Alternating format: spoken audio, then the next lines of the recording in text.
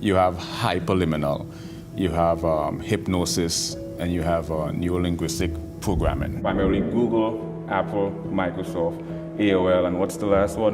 Yahoo. And I studied all or the collective view of others who've had the same experience as well.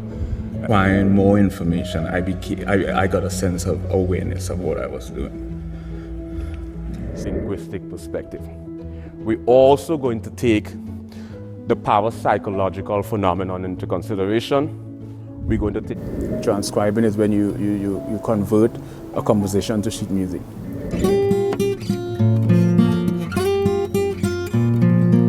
One is precognition, premonition, clairvoyance, retrocognition. There's multiple.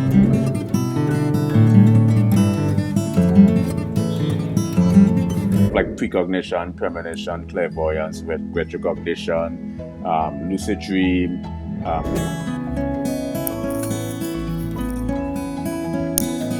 Sound, what is amplitude, frequency, velocity, why do we hear octave? But that's just from a physics perspective. Extrasensory perception. Momentum, what determines velocity.